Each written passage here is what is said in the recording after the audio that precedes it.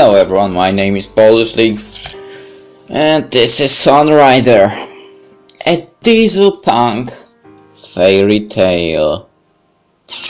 Another visual novel, and for now the last game that I can play on the Azura because, well, at least I don't see anything else worth playing there. So let's start. This is a work of fiction. No. Okay.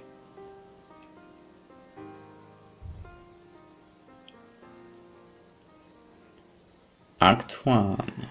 Giddy up, cover, we're heading out to Windy West.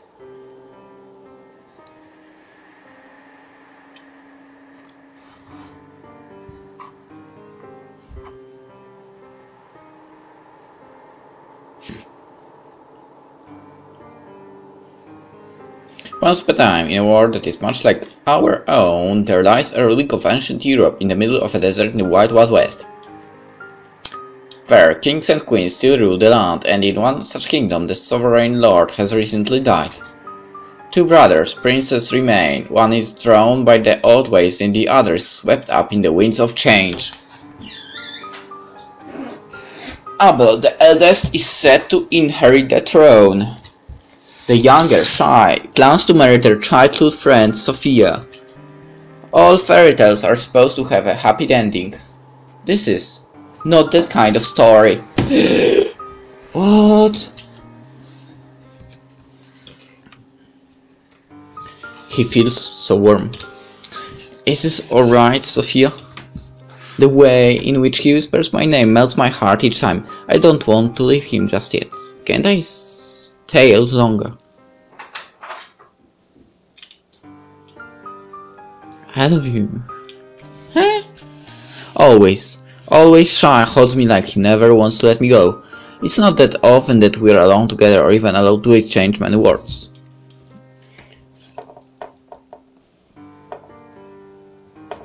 I should be thankful, really, that I've been allowed to spend any time with him at all. Despite the fact I can't help but feel that this sudden surge of love should be forbidden when I'm in his arms. Is it really even love?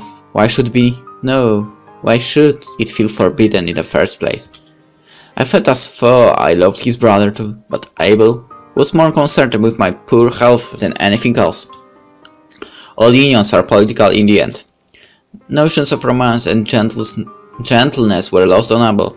He often considered them to be a nuisance, viewed my pleas as obstruction to his desires, while Shy bathes me in kisses and roses and expressions of love. Isn't that why I fell for Shy in the first place? He calls me beautiful without conditions. To Abel, love always came with conditions. I'll make you queen if you're beautiful when. First I have to take care of these matters then.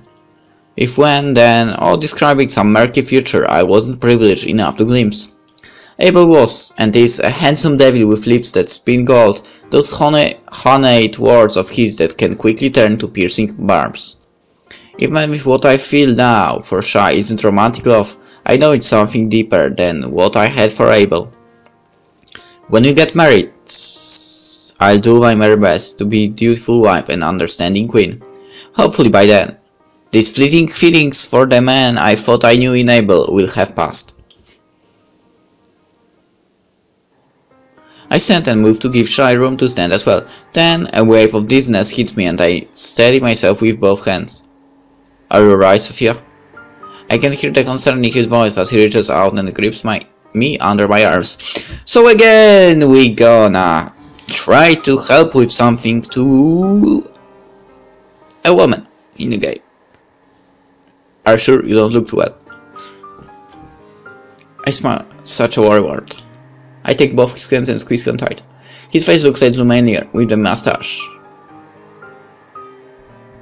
There is no mustache, what are you talking about? I still consider him much prettier than my usual taste in men, but somehow on his face it just works. Where do you see the mustache? I freaking don't see anything there. I've known Shy since we were children. It feels like it was only yesterday that I was staring at a boy. To be quite honest, it feels like it was only yesterday when I was still a child as well. Don't worry so much, I'm getting better, you see. Would I have been able to stay with you so long before?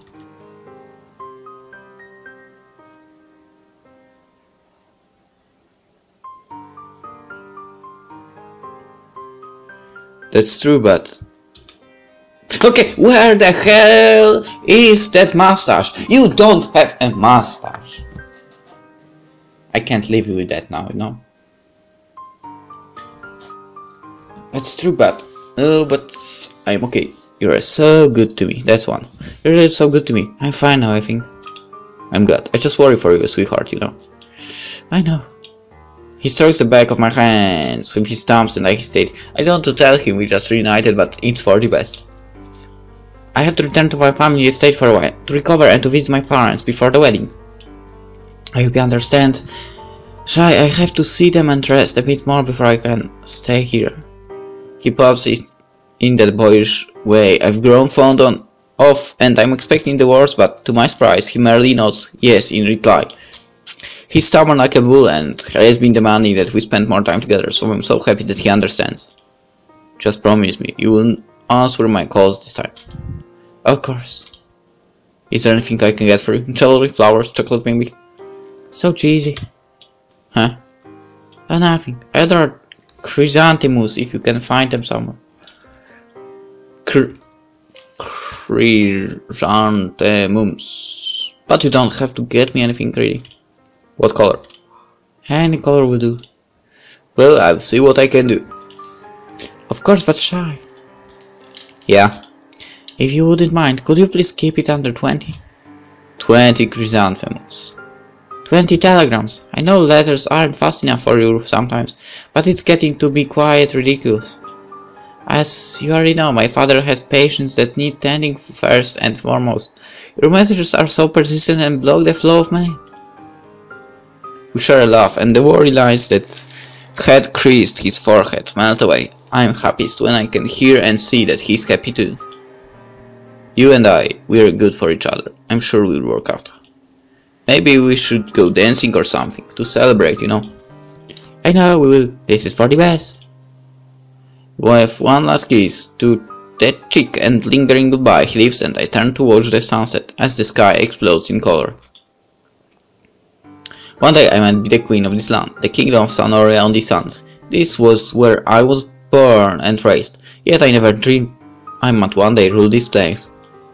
Even if this union is just a political one, I'm sure that as long as I'm with him, I will have no regrets. It's strange to think how our fates might be different, given certain what-if scenarios. If their sister had lived, there's no doubt she'd have married my older brother Felipe. I haven't seen or heard from him in many years. He sent letters and made a quick phone call every now and then, but after abandoning his position with the Royal Guard, Felipe went with the wind. I doubt he'd make the long journey home for the wedding. I can count only on my father and mother these days. Even the thought of him tires me out. Now I hear faint fanfare coming from the east gate below, and a tiny smile comes to me as I listen. Shy must be leaving with a royal escort. Then I wonder, what of my fate? Had the dominions not fallen in place as they have? Would I have been nagged day in and day out by the queen for not being good enough for her son? Just another noble woman hauled away. It's true, I've still been pampered, but not nearly as much as a woman in a family with better financial circumstances. I'd like to think I'm not marrying for similar reasons to the ninnies at court. I'd love to believe love alone is driving my actions. But the sad truth of the matter is that my family has fallen on hard times, and I'm their sole community in a sense. Now with the former king's death in such short succession, the kingdom, my bloodline and our allies have been thrust into turmoil. And as insufferable as the late queen was, it's still a terrible shame how she passed away, just like her daughter, from a mysterious illness. What use is all of this, if the outcome remains the same? She never liked me and I can feel her bad energy all the way from the grave. Good riddance to both of them. What use do I have for an older brother who turned tail and ran off when our family fell from grace, or mother-in-law who would have picked me apart daily. Just like Abel when he realized I was touched with sickness and had no money to bring to the table. If Abel hadn't been so focused on the wrong things, or maybe if I was more patient and less hurt. Maybe if I was more with him, we might have worked. No, he was a piece of crap, you said it. No, I was thinking of it. What ifs are too dangerous to consider, and besides, he decided. Still, my main focus should be navigating this mess of real politics again. There is something. Who's there? A familiar chill runs up my spine. Is it the wind this time, or more like eyes watching me from far? I haven't rung up the courage to tell Shy. Sometimes feel like there is something following me when I come to this place. As much as I talk about her bad energy, thinking that Kalista could sense my displeasure from the grave is insanity. Hello? If you're there, no, I mean no harm. I feel a little bit better when the chill dissipates and silence returns again. Could the old queen really have taken another form? No, that's nonsense anyway. Shy as a man of science tells me there are no such things as good. Their terror constricts my heart as a fine piece of china smashed in the wall. I never believed much in the spirit world, but if this wasn't the hand of the ghost, I don't know who or what else could have thrown it. Did you miss me, Sofia? I couldn't help but stumble across the two of you. Have? No need to scream for me, I'm right here. You didn't have to swing a piece of plate at me, baby. I'm not that dangerous, huh? I watch as he tows the shattered dish. Then he raises an eyebrow at me, clearly in good spirits. Setting something I can't quite see down on the table, he snaps out his cigar and crushes it on the ground. How uncivilized of you. Here I want to talk, so we cannot press against my brother like some sort of harlot. What if someone else had caught you instead? There goes your reputation and pretty marriage up in passionate flames, baby girl. You know, his face is annoying. How dare he quote burning desire like that? Does he think my relationship with Shy is some sort of joke? Why, I never... we were betrothed! How could you not know that? Heh. Amber's washes over me as he gives me a knowing smile and lets out a low whistle. But I suppose I'm not too surprised by his rudeness, seeing as Shy and I snuck into this hallway for some time alone. Still, it is a case of the pot calling the kettle black. It's not like he didn't ask for inappropriate things when he courted me. But that air of smugness, that playful smile sends off warning signals left and right. He delicately arches an eyebrow, purses his lips and frowns at me. Being alone with Abel is not the wisest idea. I turn to leave. When he reaches out to pull me back, I attempt to brush him off, but he holds fast. My oh my, what do we have here? I never pegged you as a fine person. Relax, I was just trying to make a joke. To distill the tension though. I never was and never will be you who wanted me to be. Really? He makes a show of letting his hand slide down my arm before releasing me. Yeah, really. Well, why do I distinctly remember a doe-eyed little hellion from way back then? Maybe that girl in your imagination clocked you on the head, and now you're confusing me for her. Quite the contrary, you were such a tomboy when we were children. Now look at you, all grown up and getting ready to be wed. You used to chase me everywhere I went. You hack on me every word and command. Now I have to hunt you down to get a word in. Don't you miss me, even a little bit, darling? I step away, avoiding the gentle look he's casting as much as his reaching hands. Well, that was then, and this is now. You had your chance for me to be a little puppy. I'm grown now, wiser. I've met different people. You didn't travel too far to meet new people. What was that? Nothing. I've been wondering lately, you know. Wondering about us, about what we could have been. You know, Sophie, I never meant to hurt you back then. Haven't I always been good to you? Why would I hesitate or something as little as poor health, if it wasn't for a good reason, darling? Let me guess. I'm all ears. Despite my connections in the rock art, a fallen noble and a sick little girl just wouldn't do. Wrong again. I'm going to be crowned king, and the king needs a queen who can produce an heir. You died trying. It was all to protect you. Liar. I'm not your darling and I don't care. You hurt me and we're through. He ignores me, clearly about to press on despite my protest, but I interrupt him all the same.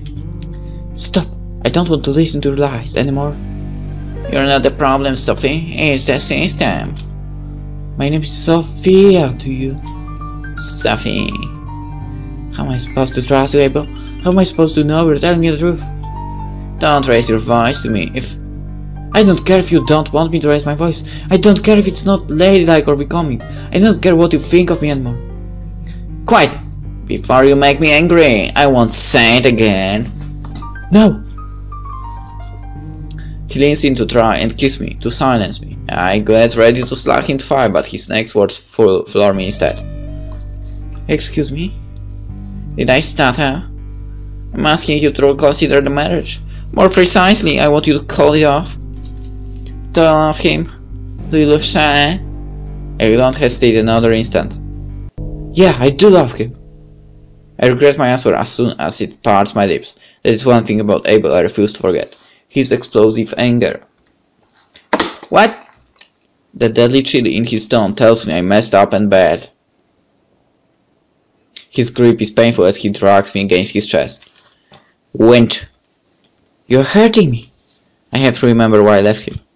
Why he left me in the first place. I won't stand for this sort of treatment again. I have the sudden urge to cover myself. The way his eyes roll up and down my body, leering like an old man. I hate the way his eyes scrutinize my every move. He knows what he's doing to me. No, I do not love him. He draws me close. He's not so near that I can feel his sweet breath like tickling my nose and lips. Is she dumb or something? He smells of smoke and wilderness, wild and dangerous. I quivered at his touch and sighed gently. Despite myself, I still want him. Good girl, don't you ever forget. His voice just above a whisper. I will trace my face with those soft fingers. They're so much different from his brother's cold hands. Those are the hands of a true nobleman. When this is all over, maybe there will still be a place for you in the grand scheme of things, Sofia. Captivating, a sweet talker, downright intoxicating. He's the Abel I remember, the one I imagined was the real him underneath. But coming back to my senses, I shoved him hard. He barely budged from my shove. Instead, he holds on to me even tighter than before. It's such a shame a good little girl like you won't listen to me anymore. Another girl? No! Unhand me, Abel. You're just the kind of creep Shai told me to steer clear of from now on. Has Shai been filling your head with all that nonsense? I knew he was turning you against me. He turned me against him on his own. You made your choice with me. For crying out loud, don't yoke me for something so little. It's in the past and this is the present. I think about our future. Alright guys, I have to end the episode here. There's no other way. Hope you enjoyed that one and see you in the next one. So tomorrow. Bye.